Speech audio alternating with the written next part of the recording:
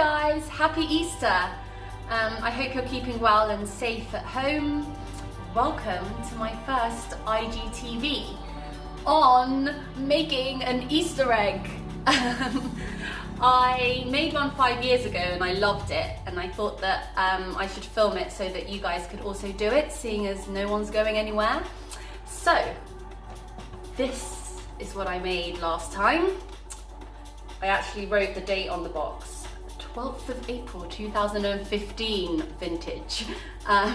When I drew it, it ended up looking like some 5-year-old drew it. But yeah, I got really into it.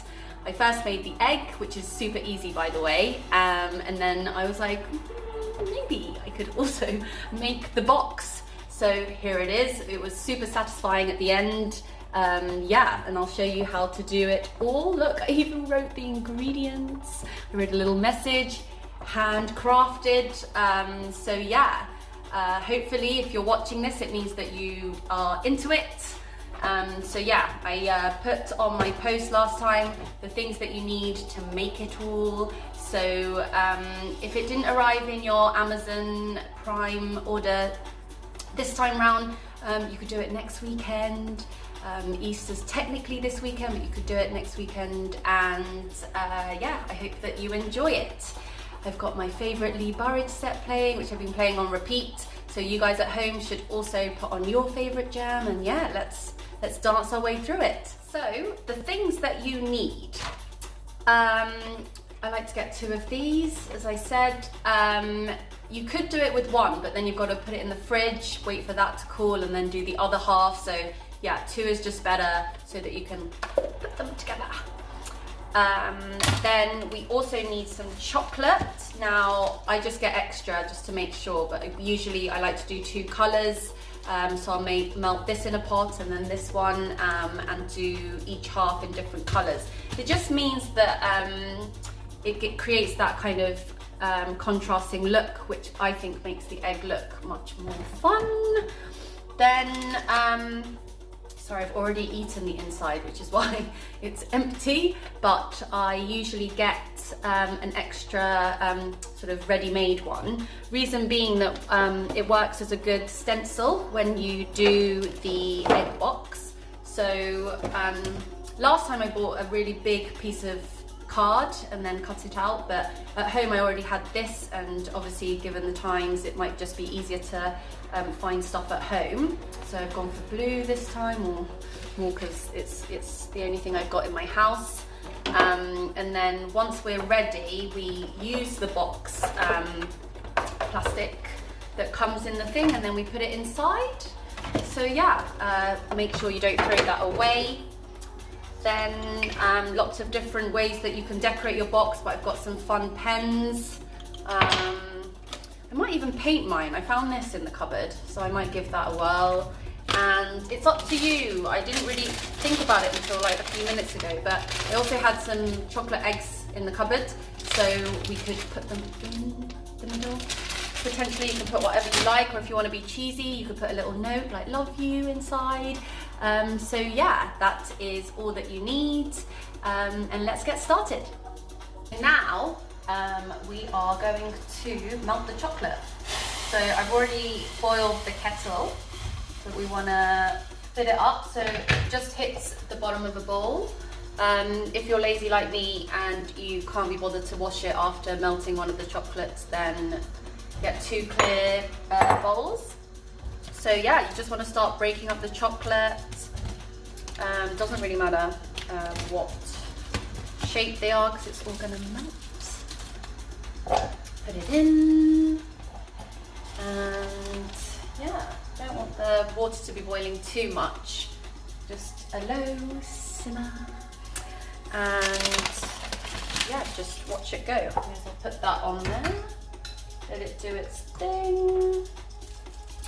To be honest with you, I don't know how many slabs it's going to take, but we usually coat it and then put it in the fridge, and then we coat it again. So it's just worth having extra, and who doesn't like melted chocolate? After that you can do whatever you like with it. Spare is always good, so yeah, stick that in there. May as well start on the other bowl as well. got one of these, it's really handy because we can give it a little whirl as we're waiting for it to melt. And yeah, so for those of you who have an eye for attention to detail, you will have seen in the other video, which I took, that I don't want to take again because I thought I did it very well as a first go. I had this clip on the back of my trousers because I've lost a bit of weight since I guess I bought these trousers, and yeah, I was like trying to tighten it up and you can see it. But anyway, I've taken it off now. So back to the cooking. So yeah, I'm gonna melt the white chocolate in this one, and for those of you who don't want to eat the Easter egg all in one go, I mean the one that I bought from the shop I have in a little thing here so that I can snack as I go, because once you start seeing the melted chocolate, you definitely want something to keep you company, or I do anyway, love a good snack. So yeah, do that. So yeah, so as you can see, it's starting to melt. So out, mind the steam, and yeah, I will keep that going. You should now have your melted chocolate. You've got to check it's not poisonous. No, not poisonous. The white one. No, not poisonous. Okay, cool. So then we get these, and I would say that, you know, when the chocolate's like super liquidy, that is too hot. You basically, what we're going to start doing is we're going to put it inside, and then we swirl it around so that it kind of sticks inside. Don't worry if it goes over the edge, though the idea is that obviously you get it kind of coated completely, not too thin, not too thick, but yeah, just all the way as evenly as possible. When it goes in the fridge, obviously gravity will do its thing where inevitably it does kind of seem to be thicker on the inside, but that's absolutely fine. So just check the temperature, see if, yeah, I know I'm using a rice spatula for this one because I only have one of the other spatula, but yeah, just kind of feel it out.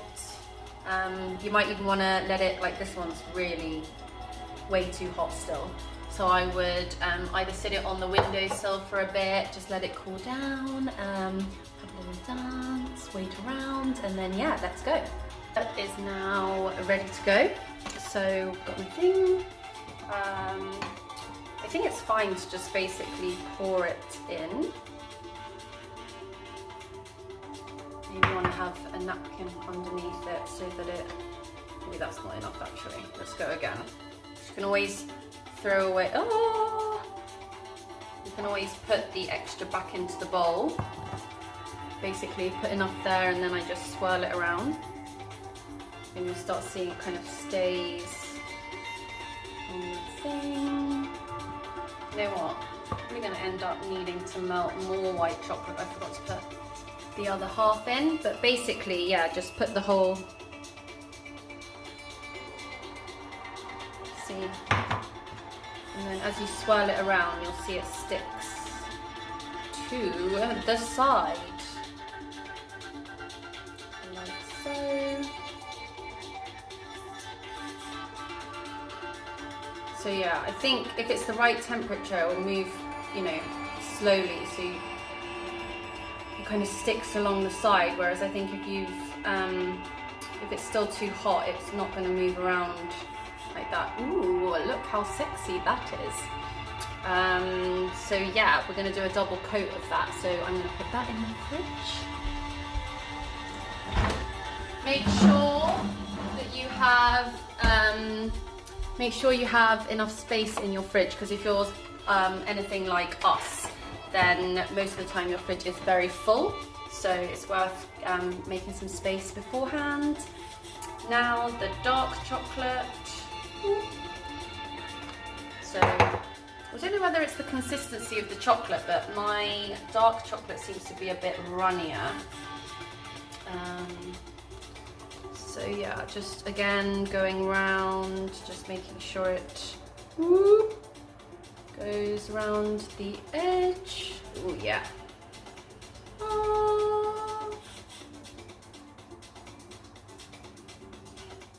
So in my white chocolate case, I think I had just about enough, whereas I can see I've poured too much in this one.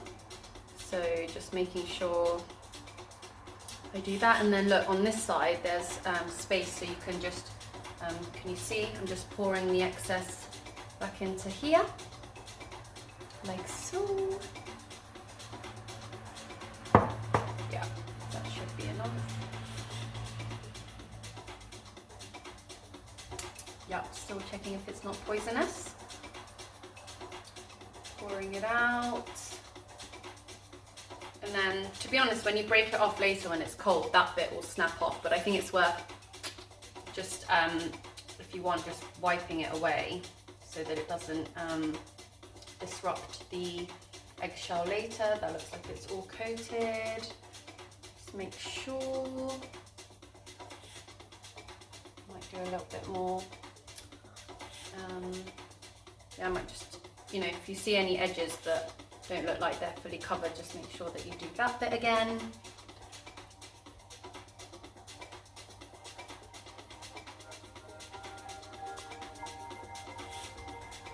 Cool. So is yours covered? Does yours look like mine? This one's a bit messier this time, but yeah, covered and excess thrown away, because yeah, like I said, it will go in the middle if you don't.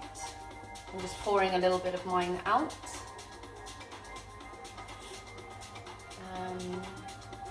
Okay.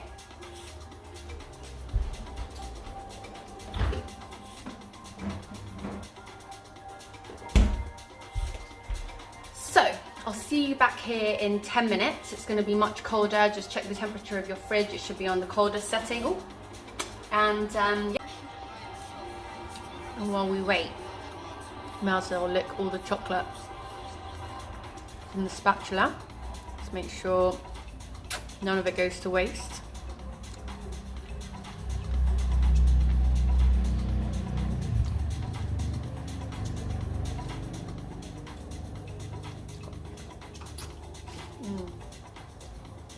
Right, so you will see that they've hardened up in the fridge.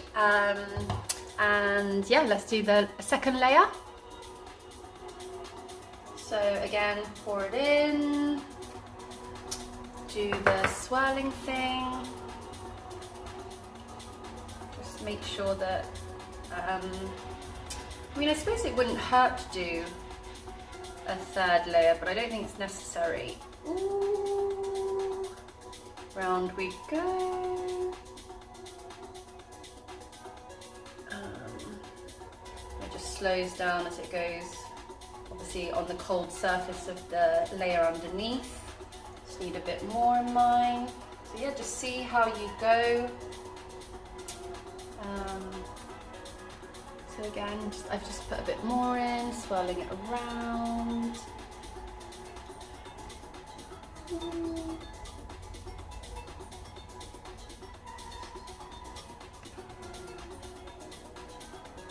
God, that's so satisfying. And then I think just keep swirling it till it's kind of completed its way around. Okay, cool. So my white's done. I'm going to do the other side. I'll put them in at the same time actually. Right, so get your other chocolate.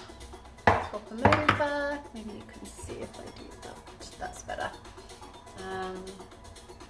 So again, I would probably just pour like a little bit in there, and then just swirl it round. Yeah, so I think the darker chocolate is just a more fluid consistency. Just make sure, because when we stick it together, you do kind of want the edges to be thick enough so that when you stick them together, there's enough of a border that kind of marries up with the other side. Round we go. And as you swirl it around, like I say, it does get a bit slower because obviously it hits the cold surface and cools down. And I think with my dark chocolate one, I'm going to pour the spare again back into here. So not too much, but yeah.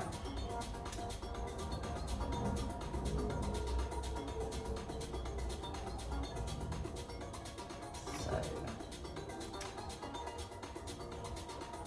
just slightly conscious that this edge might not have enough of a border, so I'm just going to put it in that bit as well. Swirl it round. Ooh, Lee, I like this. It's the playlist I'm playing at the moment. It's from Circle in Bali, and it's just absolutely amazing. Lee, on a very slim chance you're watching this. I'm not. Right, so back to my egg. Excess has been poured out, and then yeah, these go back in the fridge. Cool. So let's maybe do another 15 minutes. I'll see you back in there.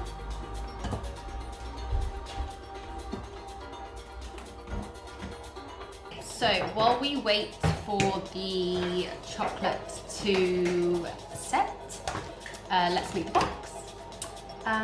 In terms of the box, so the reason why I get the pre-made chocolate is because you can use the box as a template to make the outside. How do we break this? So we can use it as a stencil and kind of go over it, which I will do now. Sorry, M&S, breaking your box up. So, like so. And if you have Pritt Stick and scissors, you can just kind of put it together. I think, to be honest, if I was able to buy a card in A1 or A2, I'd probably do the whole stencil. I think that's what I did last time, which when it kind of comes together is a bit more satisfying, but obviously it's quite hard to get hold of card right now, and deliveries obviously aren't coming quite as quickly as we'd like, so yeah, just kind of doing what we can, like this. And I thought that this would be enough card, but I actually think I might need some extra, so this time round it might end up in slightly mismatched colours, but that's okay. And you can use anything, obviously. Like last time I used Sharpies, this time I think I'm going to give these a go. So I think I'm going to go for a kind of rainbow coloured painted look. Try and make it chic this time rather than like a 5-year-old did it. No disrespect to 5-year-olds, by the way. So I think what I will do is cut it out, and then each time I think I can make a tiny sort of flap so it makes it easier to stick together. But the other thing is you could just use sellotape or something to stick it together, so I'm not too fixated on that. But yeah, just I guess since we were little it's not really something we get to do that often. I used to really love arts and crafts, so yeah, when I decided I would make the box randomly last time, and obviously I'm sure you know this, but if you do it on the edge, then it saves you having to kind of go all the way around. Also saves card that you might want to use even to decorate it. But yeah, I used to really love doing it. I still do, and I guess life gets too busy to do it. So times like this, it's really nice to have that quiet time to do all of these things that you don't necessarily always have the time for. So, right, enough talking Yoko. Let's cut this. And yeah, just get creative. creative. You could probably do loads of really cool things like stick stuff on. You could, I don't know, super glue piece of Haribo on it. So.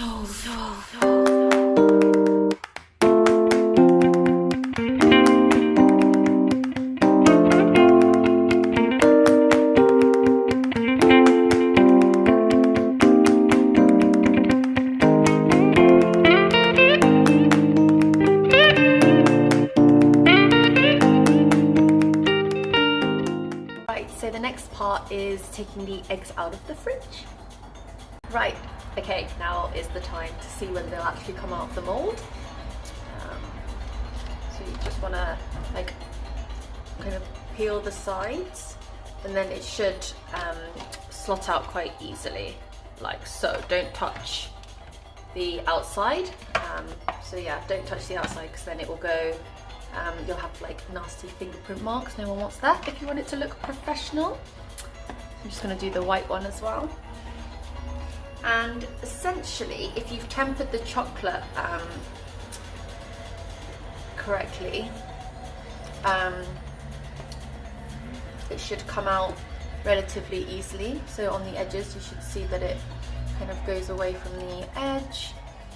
And boom. Right, and so now, I didn't do it last time, but one of the things that you could do is put little treats inside. So I thought I could maybe put some of these in the middle, or those ones are quite big actually. If you could go for little mini eggs.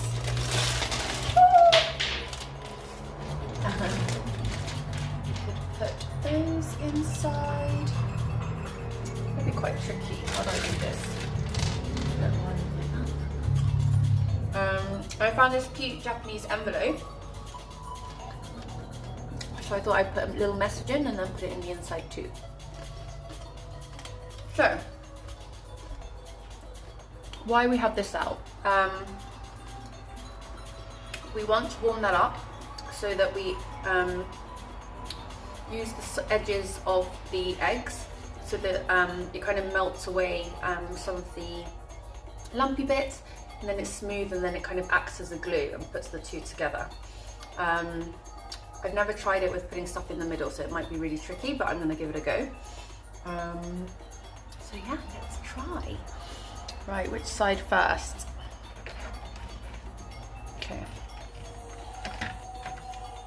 So, egg. Just a couple of seconds of shimmy shimmy. Lift it up, get rid of that excess there. Shimmy shimmy. Basically want the chocolate to melt so it kind of acts as glue. I'm going to hold that there. So I've just put it down on the counter. I'm putting the eggs in. Quickly write my message. Alright, love you.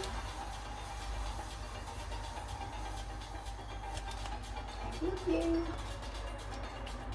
And put a note in there like so. You see that? Right, so hopefully your eggs will have stuck together. As I put it on, I'm like, actually, given the kind of decoration I've got for my box, and then also how I'm gonna cover the edges, which I'm gonna do with giant buttons, I actually think that my egg would look nicer both the same colour. And behind the scenes, which I didn't say, is that I had 3 eggshells, and I also did another dark one. So actually, yeah, I'm going to try and do the other side as dark actually, because it looks much better. But at home, honestly, however you like, if you've done a white one and a dark one, think about your box, think about the overall look you want to go for, and touching it too much.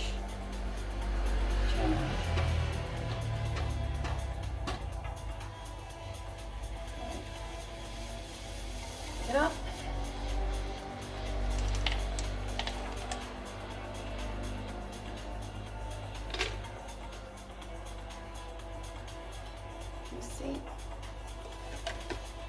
think just while it glues, you kind of want to put it back in a box so that you can let it cool down. So I'm just going to put it back in a box like that, and then I'll probably leave it in the fridge for a little bit just to make sure that it kind of glues. So yeah, that's the Easter egg done, and then yeah, once that's cool, let's do the edges. So I've now taken the egg out of the fridge. I've just rested it on a cup like so, and along the edge here I'm going to do chocolate buttons. Hopefully you've got some melted chocolate still left over, we're going to use as glue along the edges.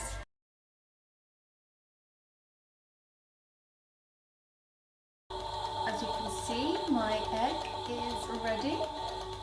I just want to finish off the box now, so I've let the paint dry. Where did it go? Over there.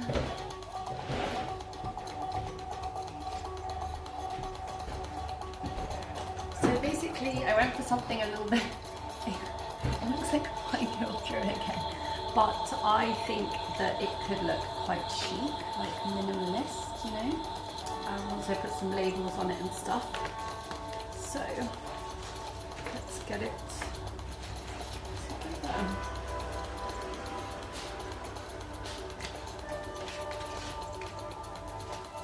So let's do like that. So yeah, I think the lesson here is that it would have been better if I had a big piece of paper, because once you can kind of cut out the whole stencil, obviously each of the joining parts all you have to do is fold it and it will all be stuck together, whereas I think if you're using A4 paper, then you've got to get your sellotape out.